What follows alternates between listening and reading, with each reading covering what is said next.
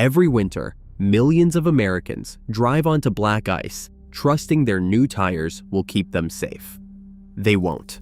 Nearly 9 in 10 tires sold in this country are all season, and below 45 degrees, the rubber hardens and your stopping distance on ice more than doubles.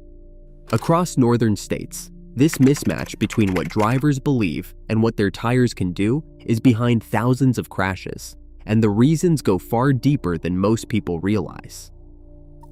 Across Michigan, more than 3,000 crashes each year are linked to icy roads. In Minnesota, the latest winter season saw over 2,000 similar incidents. These numbers are not outliers.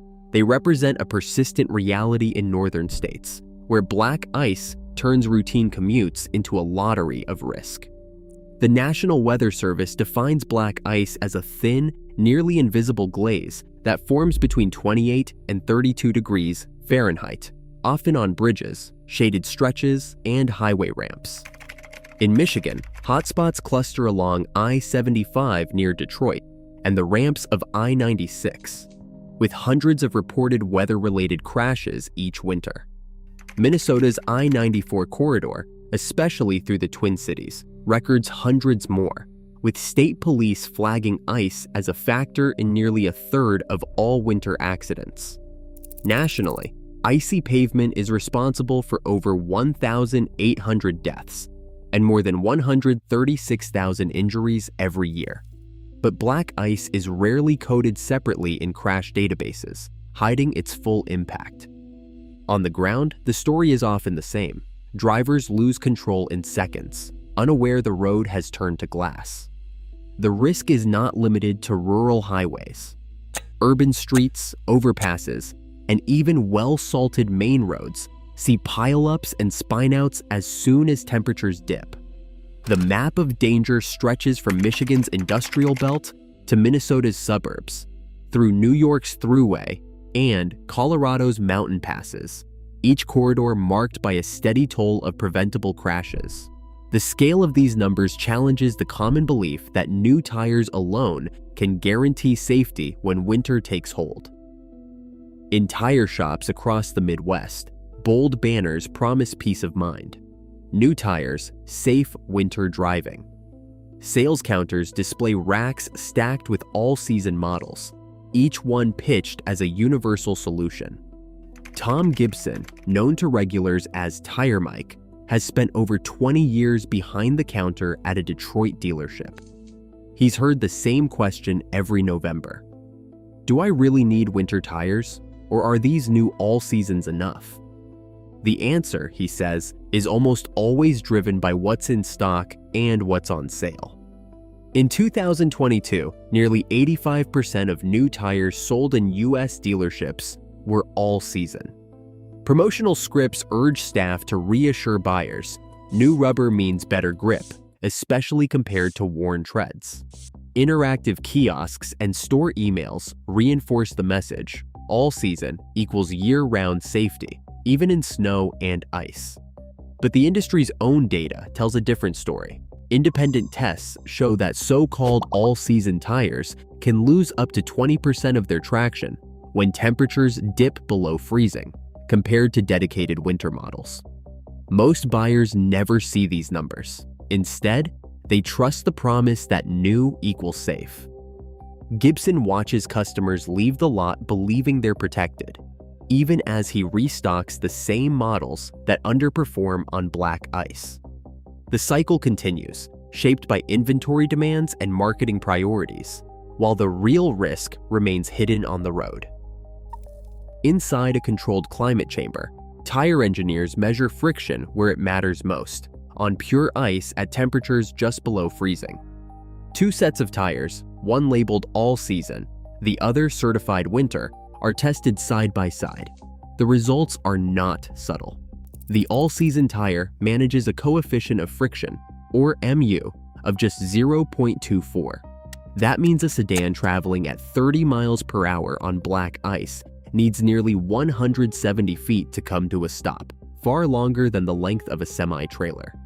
The winter tire, by contrast, achieves a MU of 0.32 under the same conditions. That difference cuts the stopping distance to about 120 feet, a full car length sooner for every 10 miles per hour of speed. In real-world terms, that extra 50 feet can be the line between a controlled stop and a multi-car pileup.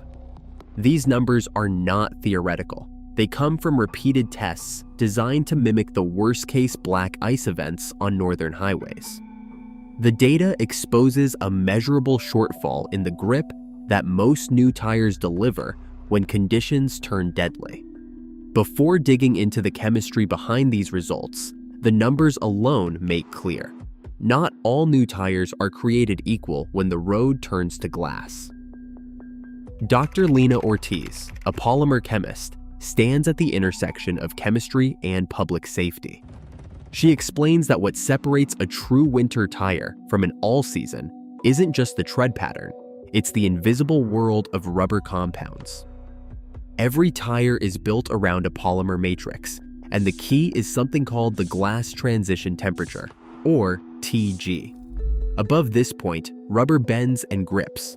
Below it, the compound stiffens, losing its ability to conform to the tiny irregularities on icy roads. Most all-season tires have a TG near 45 degrees Fahrenheit.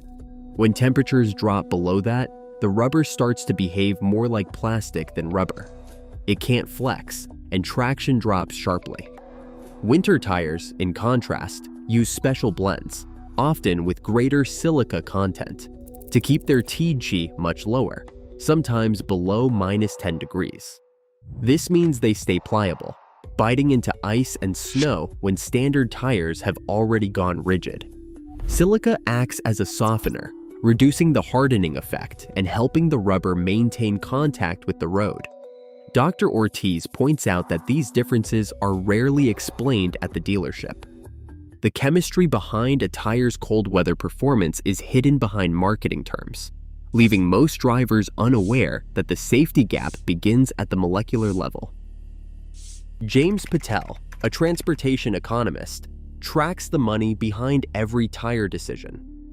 Automakers set strict price targets for original equipment tires, often below $100 per unit, sometimes as low as $95. These numbers shape what ends up on the lot.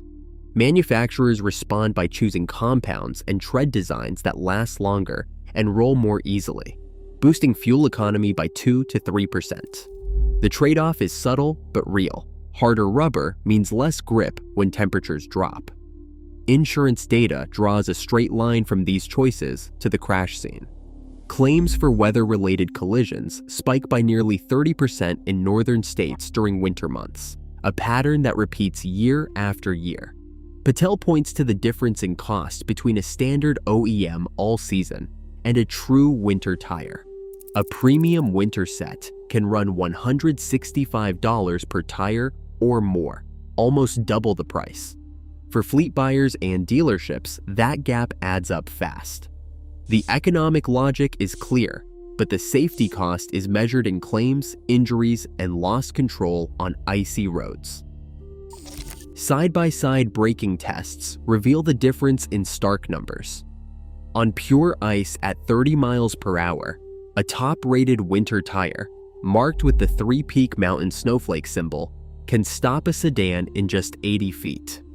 Its coefficient of friction, measured at 0.48, nearly doubles the grip of a standard all-season tire from the same test. The all-season slides well past the barrier, unable to match the winter tire's control. This isn't a complex fix or a luxury upgrade. It's a hardware swap with immediate impact. International certification standards back up these results, setting a clear threshold for winter tire performance.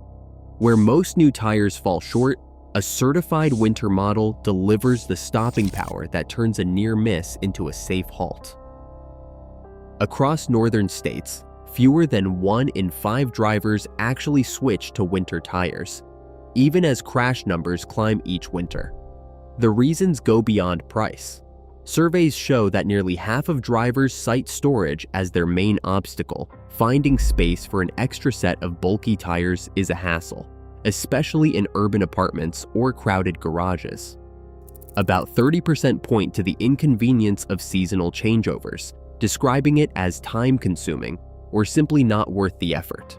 Only a small fraction, just 12%, are even aware that some insurance companies offer premium discounts for using winter tires.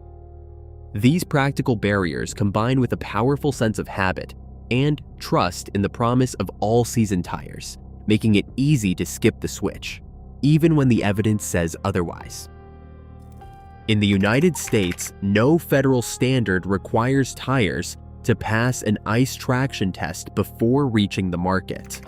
The FMVSS 117 regulation covers treadwear and wet stopping, but ignores how a tire grips on black ice.